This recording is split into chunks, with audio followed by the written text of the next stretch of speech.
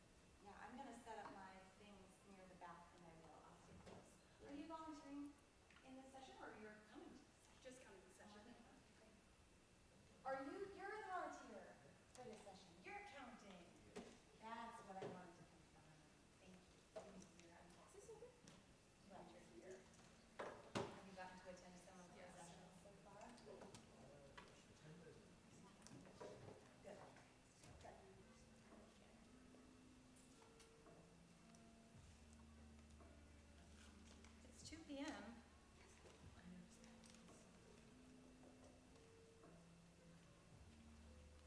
Think about this. Or, I can just stand here. How close to this do I need to be? Visually. I'm okay here? Yeah. And then the mic is maybe ready as people enter.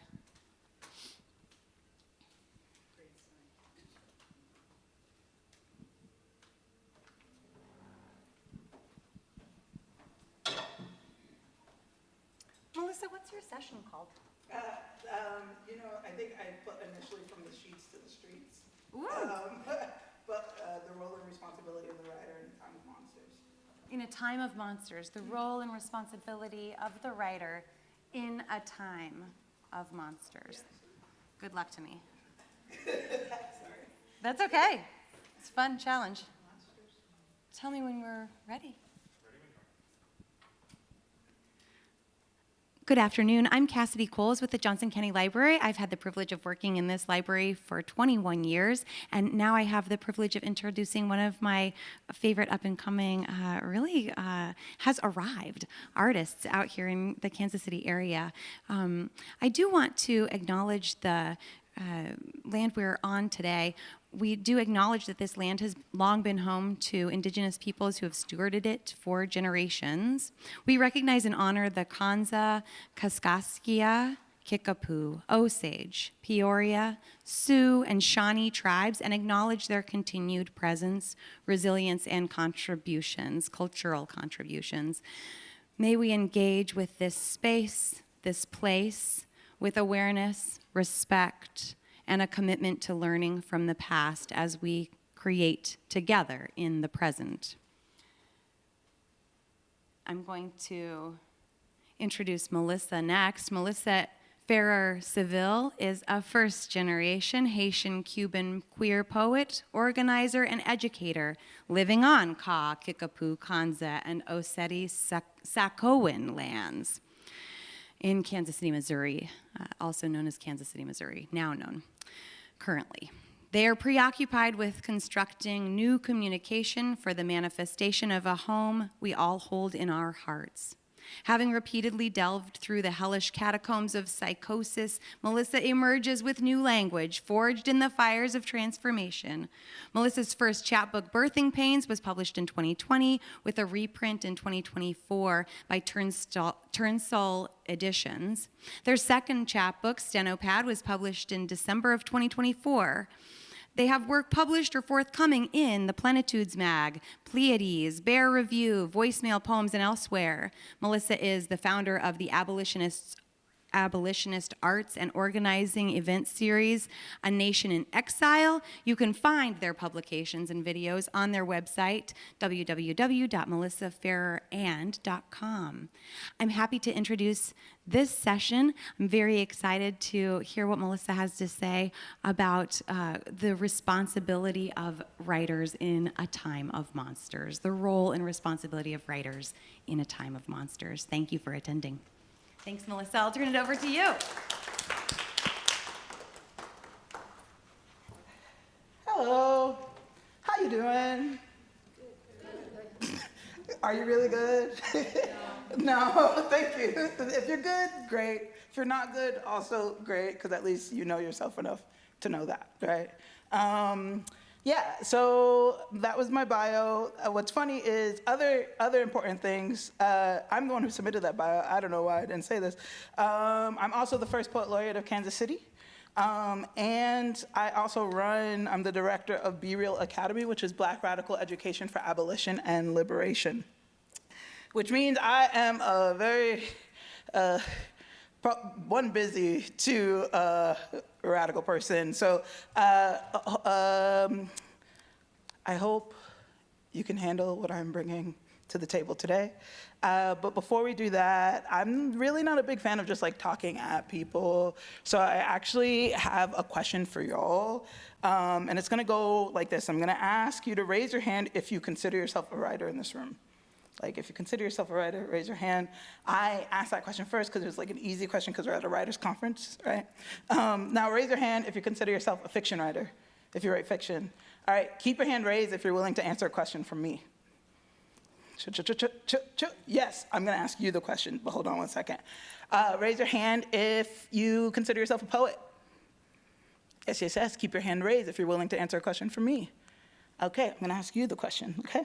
And then raise your hand if you consider yourself a creative nonfiction writer. All right, keep your hand raised if you're willing to answer a question from me. I'm gonna ask you, okay? The question is the same for all three of you, but, just, I guess, if they speak at like normal, it should be fine, right? Like they don't have to like, okay, cool. What is the ethos, as a writer, what is the ethos that guides your writing, whether in content or in praxis? So like the actual practice of writing or just like what you write about, what is the ethos, what is the sentiment or the thing that is driving your writing? You go. I'm drawing a blank on what ethos means. Can you please define that? Yeah, ethos. So like the things that you believe in, your values, or the sentiments, or you can just say also just like what. Another way to think about this is like, what are you really obsessed with as well? Yeah. So I think fundamentally, I write a lot of fantasy, and I really truly believe that all of us are equal, and that any real barriers between us are either superficial or artificial, if not both. Love that. Thank you so much. And then my poet. Yeah, I'm Deb, and I think with my haiku, it's humor and it's belonging. You might want. And I write a lot of letters to people. What drives the letters? To tell them they're not alone, it's going to be okay, shit happens, keep going. It's like, No, love. I mean, love letters. There's this group out there on writing more love letters, and I write for them. And then I write most of my relatives' ones, send them postcards. Beautiful. Writing letters is one of my love languages as well. Cards, love. What was your name? You said Deb, right? Yours was Deb. What was yours? Oh, mine is Henry. Henry. Hi. Nice to meet you, Henry. My name is Chris. Hey, Chris. Now, I do write also drama into creative nonfiction. So my drama, I'm from Baltimore, and I write about everyday life of Baltimore people. However we are, we get made, the things we get made fun of, the struggles, the life, between DC and Philly. Yeah. For creative nonfiction, I write about those same things, but I also write about my life, what that's been. My mom passing away when I was 19 from cancer, what that's like. And, you know, being from the hood, you know what it is. So, I have another question. Why do you write? Why do you write? why do I write? Because I almost went nuts not. Wait, I what? almost went nuts, I just couldn't not do it. It's my biggest obsession. It's my side chick, it's my main chick. It's just, it's my wife. It's, you know, Yeah. you know, I have been willing to give up relationships with regular people, with real, actual people who did not accept, you know, the place that writing had in my life, because I just love it. Who here, thank you so much, thank you so much. Who here writes because they have to? Writes because they have to. Like there's something in you that's like, I just gotta write. Cool. And who here could, and just by raise of hands, could say that there's like, there's a clear reason why you write? Like something that you feel you must share, or a sentiment, like we were talking about belonging. We're talking about this idea of the false barriers and borders between people. We're talking about daily life, right? Clear reasons. Okay. So now this is the part where I do a lot of talking at you, so I apologize ahead of time, but you did sign up for this. So my ethos, or reason why I write, is because I'm all about speaking truth to power. I'm all about helping people remember their humanity.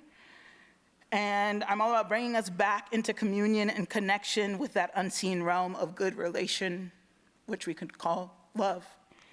I decided to become a poet at the age of 12 when I was going through a particularly dark time in my life. My oldest sister, godmother, and absolute favorite person in the world, Sophia, had just allegedly committed suicide, and no matter where I turned, there was no support to be found.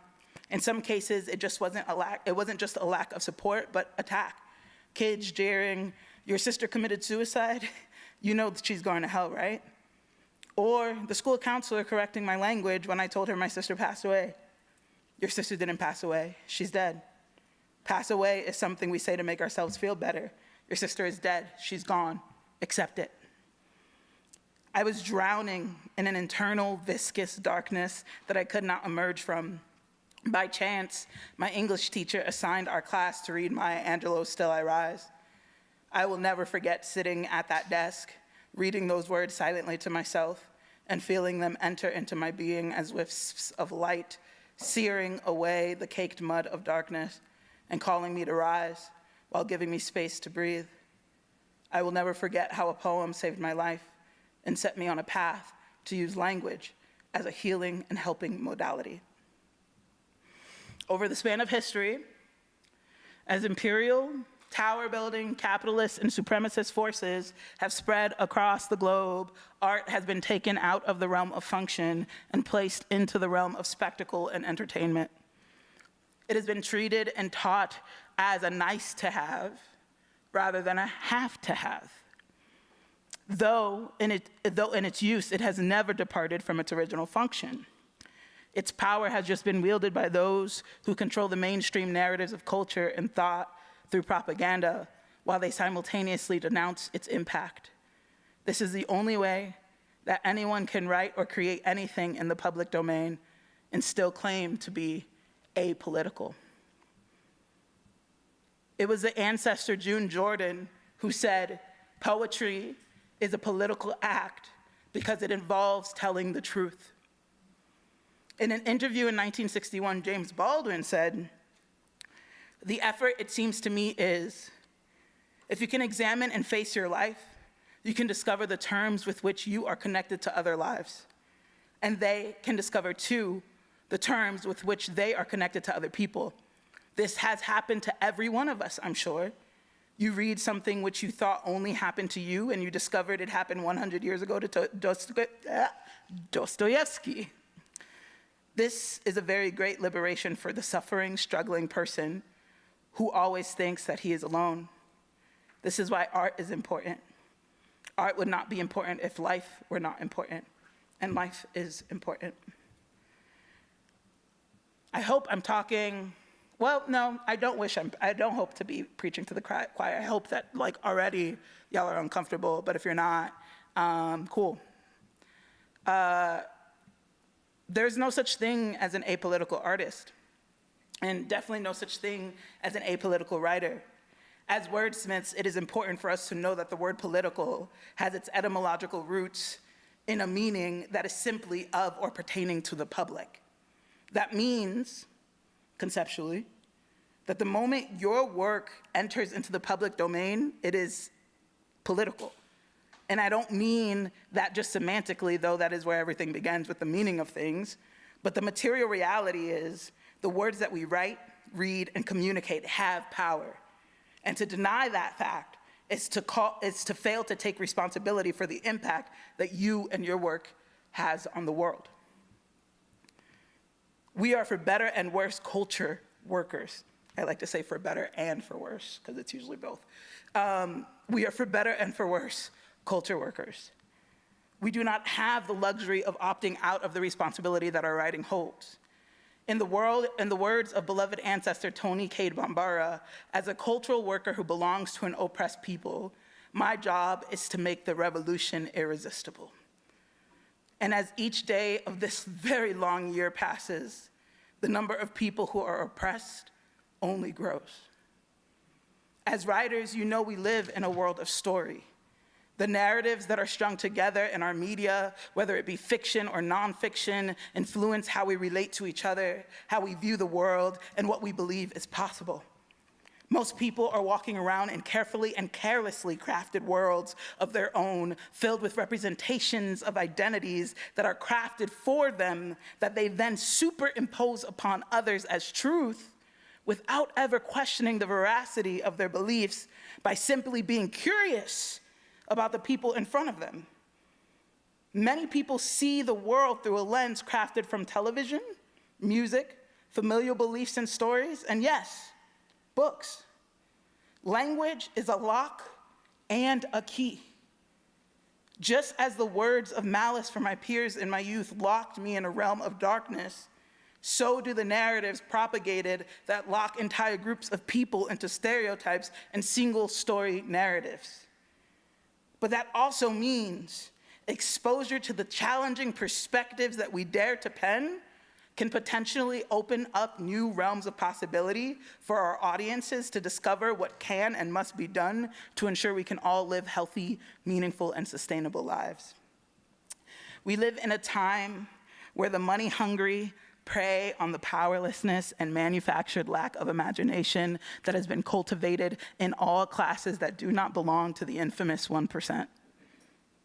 Utilizing sensationalized and frankly biased rhetoric coupled with grotesquely inhumane action, the money-hungry attempt to paralyze the masses in fear, overwhelm, and feelings of worthlessness. In her essay, Poetry is Not a Luxury, Audre Lorde states, but as we come more in touch with our own ancient and non-European consciousness of living as a situation to be experienced and interacted with, we learn more and more to cherish our feelings and respect those hidden sources of our power from where true knowledge and therefore lasting action comes. I believe that women carry within ourselves the possibility for fusion of these two approaches so necessary to survival. And we come closer to this combination in our poetry. For women, then, poetry is not a luxury. It is a vital necessity of our existence. In this quote, Audre is stating what many of us have experienced as writers. In a world where our worth and resources are mined to uphold the economy and the value of the dollar, writing becomes an act of salvation and liberation. As Naomi Shihab Nye puts it, as writers, we are trying to remember something too precious to forget. And as we enter into that remembrance, we are imbued with a sense of power that we possess within and the clarity and wisdom to think critically and challenge the slop that we are fed under the guise of truth. To be able to face ourselves, our stories, and the lessons we have learned with a sense of curiosity and honor is to come to a necessary perspective that actually grounds our readers in the reality of their own existence and may lead them to a sense of clarity to discover all that awaits them in the garden of their own lives. To put it simply, if you want to connect to your readers, you have to connect to yourself. And if you want to free your readers, you have to free yourself. Take, for instance, the work of beloved ancestor Toni Morrison. Her novels boast worlds that readers can enter and find themselves. Her work troubles the reader in such a way that one exits a Morrison novel with a new perspective and a new way of examining the world around them and the conditions they find themselves in. Such detailed exposition on self and culture reveals what the powers that be have tried to keep hidden from the unassuming Black masses. Similar impact can be found in works by Philip B. Williams, Ilya Kaminsky, Angel Nafis, Danez Smith, Toni Cade Bambara, and beyond. All writers who strive to tell the truth, no matter the genre. The writer responds to their life and conditions according to their perspective and values. The responsibility of the writer is always at the very base, just that. And then this is where I'm like, okay, I'm like, okay, anyway, you don't need my expose on how I wrote this. Okay, I guess what I need you to know is you have an effect. Your words matter. If you walked into this room thinking you were an apolitical writer whose writing existed in a vacuum, free from influence, I'm sorry to tell you that you are gravely mistaken. If you find yourself writing comfortably, not pushing up against any norms or any institutions, if you find yourself not wrestling or questioning anything in your writing, I'm sorry to say that you are helping to uphold the current status quo. Your work is helping to maintain a zeitgeist that requires a grotesque amount of blood sacrifice in order to exist. And if you are a writer who has begun to feel that perhaps writing is not enough, I'm here to tell you that you are correct. As a cultural worker of an oppressed people, I'm here to say, after everything I've said about the potential for salvation being found in a book, that the page doesn't actually save us. Words written in solidarity and witness, in honesty and truth, can only actually go so far. They may stir hearts and change minds. They may open realms of new possibilities and new understandings about our life. But thought and word must be transformed into deed and action. Before I started organizing, now we're going to talk about organizing. You didn't come here for this, but maybe you did. That's why you're here. I don't know. Before I started organizing, I wrote a proposal fueled by my anger at witnessing the community response to a fire that happened at a nearby donation center. My community, disappointingly, chose to vilify our local houseless population for causing the fire by trying to keep warm in the winter. Online denizens raged about seeing houseless folks have sex or do drugs out in the open. I was livid. People all over my neighborhood have sex, I'm sure. And I'm sure that some of them even do drugs. They just happen to have 4 walls and a roof to hide it all. They had the audacity to demonize my houseless neighbors for drug use, but who are any of us to pass judgment on their actions when we are not the ones who have to survive the elements and battle hunger day in and day out? I was fuming. So I wrote an essay. I got it published in an international online magazine called Zen Daily, and that was my first publication. But that wasn't enough. Something needed to be done, not just to change people's minds, but to change people's conditions. So I started writing a proposal, a way to revamp a splash of life. The donation center, you couldn't even enter because the conditions on the inside of the building were unsafe. It would take community. We needed artists and architects, construction workers and chefs, medical outreach and social workers. It would be an all-hands-on-deck situation. I furiously typed up this comprehensive proposal. It was like 4 or 5 pages long. And my final words I typed were, "But I'm just a poet. What do I know?" I realized I didn't know where to begin. I didn't know who to talk to. The word power, etymologically speaking, simply means the ability to do something or get something done. That's what it means. And I felt powerless, like I couldn't change the conditions in the slightest to help my houseless neighbors. Then I saw a social media post about an action taking place at City Hall. It was the end of January 2021, and KC tenants was barring the doors of City Hall with their bodies in order to stop evictions from happening in the middle of a global pandemic. I went to the action with the intention of getting connections to make my proposal a reality. But what I found instead was a collective of people who had power to move mountains and change narratives. That day, we stopped over 90 evictions. Over the course of its organizing history, KC Tenants has changed the narrative around housing. More and more people are starting to understand that housing is a human right, that no one should have to earn a place to live. We deserve a place to live simply because we are alive, and all of life deserves to be safe and cared for. Spoiler alert, my vision for a splash of life did not come to fruition, but it did introduce me to organizing. It did introduce me to the way to make tangible material change happen. This story could seem like a loss because eventually, and unfortunately, a splash of life did burn down in a second fire.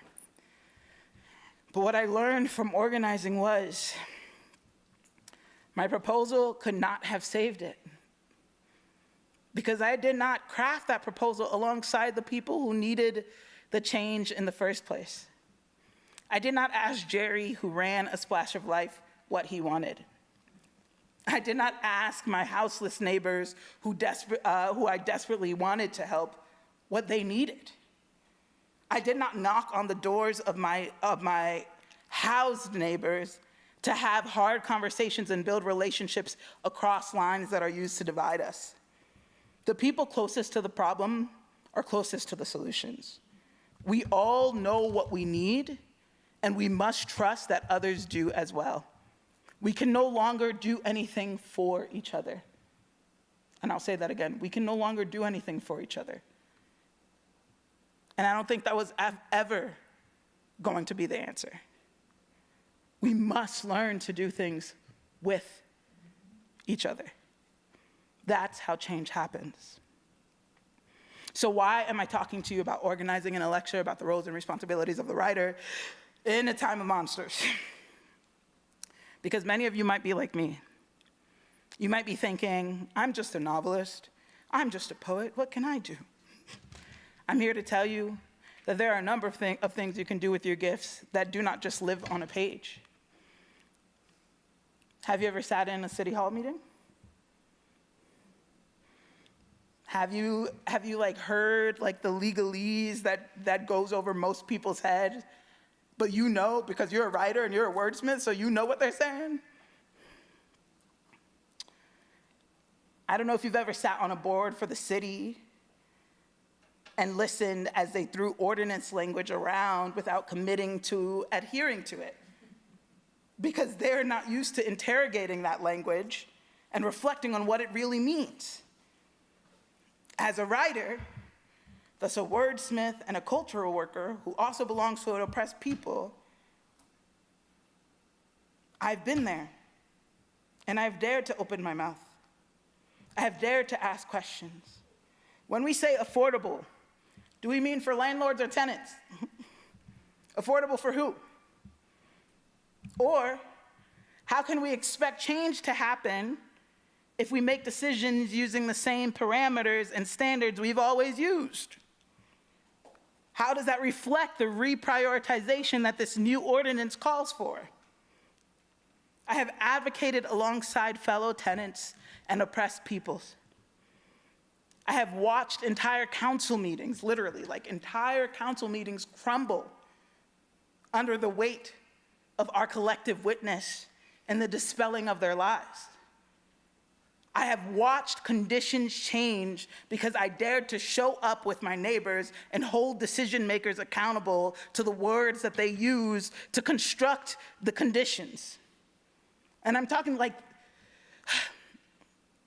sorry, I'm trying not to go off, but like I could go off, you know? And I have challenged those words and those conditions. And I could do this because I'm a poet and because I'm a person, and so can you.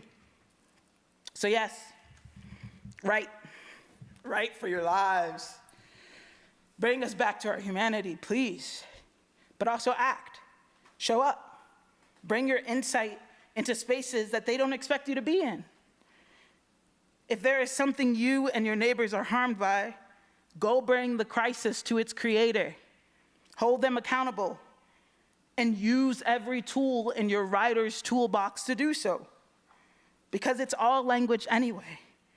This whole thing is held together by language, meetings, conversations, ordinances, constitutions, all written words, which means this is our wheelhouse. And it is our responsibility to tend to as wielders of the word. Okay, that was like basically what I had written. So now, like, if you have questions, concerns, dissent, I love dissent. Please, tell me things, ask me things. Also concerns like of like what's happening in your communities, what are you noticing is happening in your communities? How do you feel in these times? These are all things to consider, yes. So it was really conflicting for me to be right here instead of at Johnson County Community College at the No Kings rally. Mm-hmm. So what's your take on these No Kings rallies? Do you think that they're effective or, you know? Okay, I will Because say. people are feeling powerless to make change in the I can't even say it, a fascist government. It's fascist. Say it out. You gotta call it for what it is. It is fascism. So quickly, the thing, my thoughts on No Kings rallies. There is a difference between activism and organizing. And I think this is really important. So activism is like going to protests, right? We're angry, we're gonna go yell, we're gonna like get a critical mass. We were taught this, the Million Man March changed everything, but that's not true, right? We know that. We have to have a plan, right? We have to have a strategy, which may include protests as part of the strategy, but if we're not collectively building together consistently, creating a vision and a list of demands and a world that we believe in, and fighting for that, then we're going to feel powerless, because just yelling is not enough. And that's what organizing is. Yelling is part of the strategy, for sure, but it's not the whole strategy, and it can't stop there. Because yeah, you get like super, I'm sure those protests feel like, you know, you're powerful, you're fighting back against fascism. But if we could yell our problems away, we wouldn't have any problems. We can't yell our problems away, right? But how are we taking those actions, please? One thing I took note from the executive director of ACLU for Kansas, Micah Kubik. I heard him speak a month ago, and he's speaking right now at the college. And he said, for all of us who are feeling powerless, start working actively. Start acting locally. Yes. Okay, Yes. locally at the city council meetings, and locally to get people out to vote. Yeah. And I've been doing that just on my own to get people registered, but right now, I got so incensed yesterday, I did a little reel on Facebook, and I said to everybody who's watching my reel, I said, if you don't vote, don't even talk to me anymore. Just get out of my way. It's sort of, I'm to the point, if you can't help us move forward to help each other, then get out of my way, Yeah. because I'm moving forward, I hear you. with you or without you. Yeah. So I'm a New Yorker, and I've been on the line since the 60s. Me too. And, you know, like, what can we do? From whatever culture or wherever we come from, what can we do? Yeah, I think that's a really good question. I think first, the things that came up in me as you were talking is like, it's really important to know what your skin is in this fight. Like, I need you to know, like, once again, like I said, we're not doing things for each other. We're doing things with each other. And we must know why we are fighting. We must know what we are fighting for and why. And so like, if you can identify like the ways, and I'm gonna try to like break this down quickly, but like if you can identify the ways that you've been harmed by these institutions, I said I wasn't gonna walk around during, sorry. If you can identify the ways that you've been harmed by these institutions, right? Look at your life, dare to look at your trauma, right?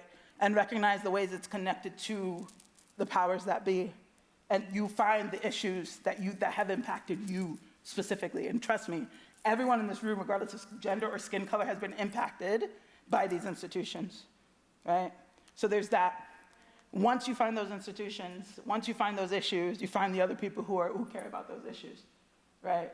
If we're talking about organizing locally, which we always should be talking about organizing locally, because you can't like be all the way over here and be here, right? Be here, be where you are, make change where you are.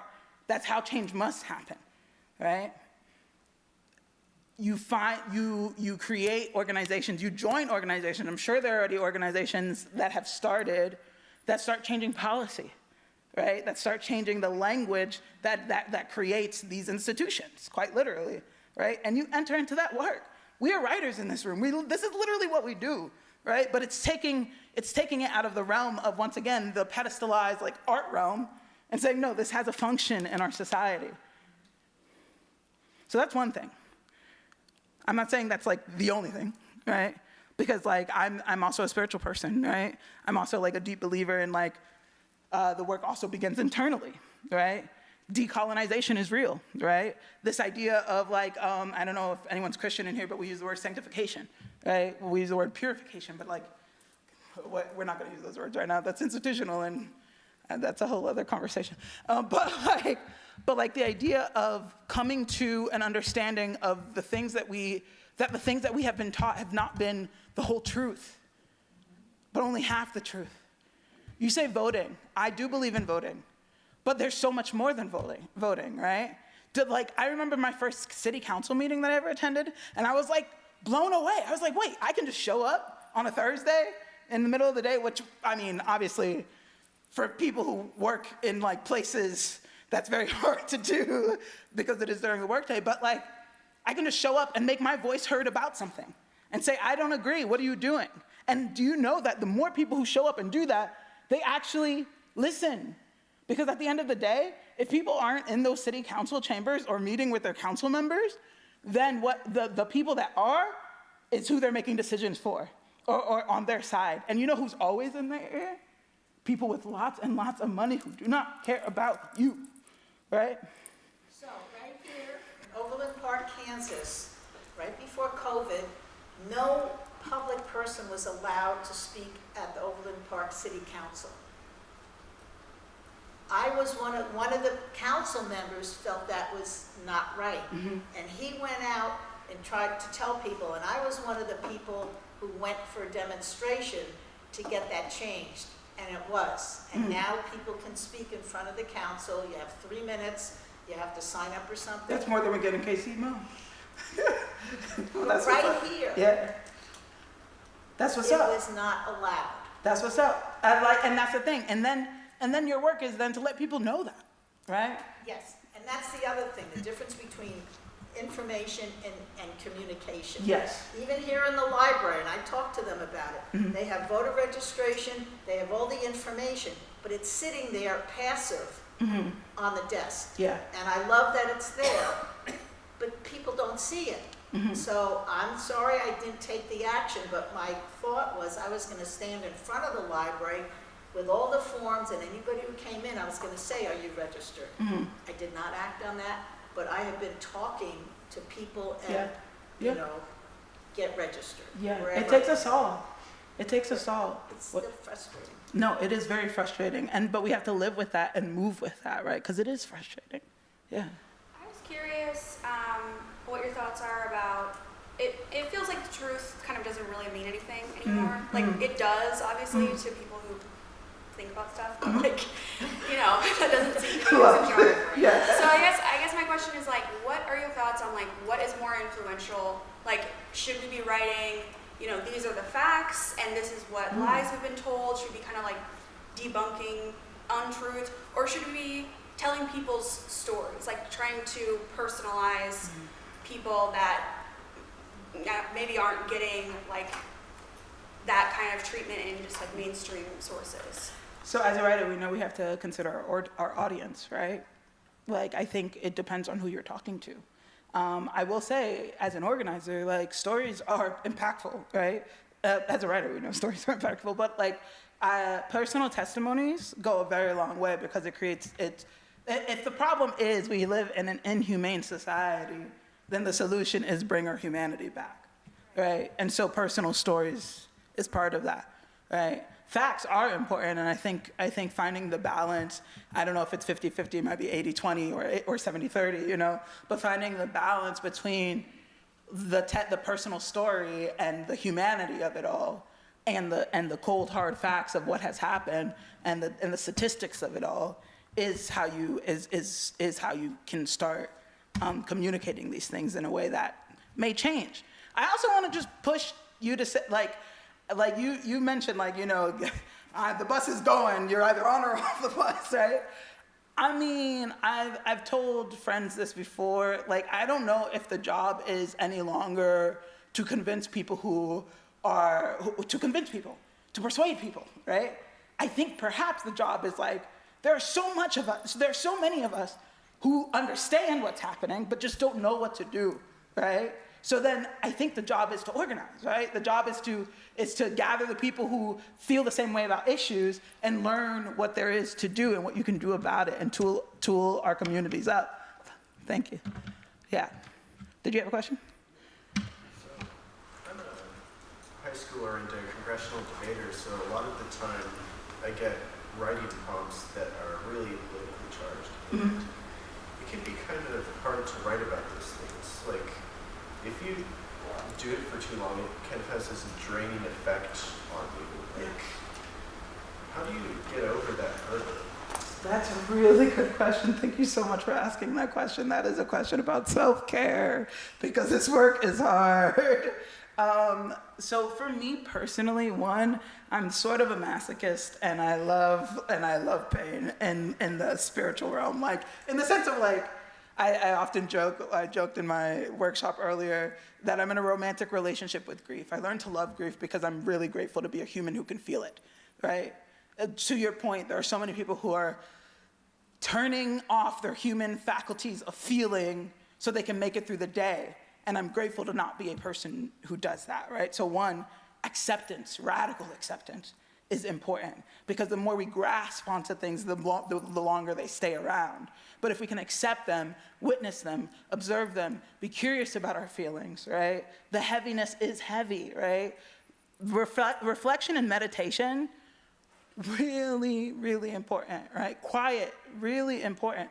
Also, I mean, if we're talking about what I do, I love K-dramas. I watch K-dramas all the time, and that helps me to, like, calm down, honestly, right? It smooths out my edges, you know? I also love listening to, like, music, but I have a, like, very strict media regimen, right? Or a media diet, if you will. Like, the kind of music I listen to is all, like productive music, like music that speak on sentiments that I believe in, or teach me things, or generate certain things. So, like, I consider what I'm eating, right, both spiritually and physically. I consider how much time I take for myself, right? Part of the writing process is reading, right?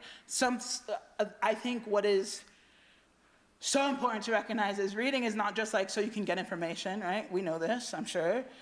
We read for enjoyment, but part of that enjoyment is, like, actually the connection that's happening that's lessening the load of everything that we carry, right? And recognizing that other people are carrying it too, and many hands make light work. So, like, if you're, for instance, talking about some really hard political issues, start reading other writers who are writing about those issues. See what they have to say. Then it'll feel like you're not alone, right? And so won't be so heavy on your own, but also, like, it'll give you some more material as well. I don't know if that answered your question, but I went all over the place. Yeah. Let's see, we got 2 minutes. Any final questions? Yes? Yes. when we walk out of here, what would you like to see us do? Ooh, love a call to action. I love a next step. Okay. How many of you live in Overland Park, like Kansas, like this area? How many live in Kansas City, Mo? And then where does it? Sorry, I don't know where anyone lives. Okay. What I would love to see you do. Let me see. I didn't even think about this, but oh God. Okay, hold on. Give me a second.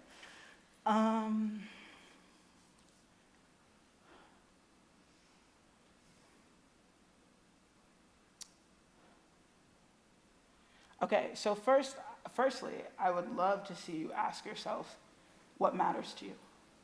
Like as a reflective writing prompt, for real.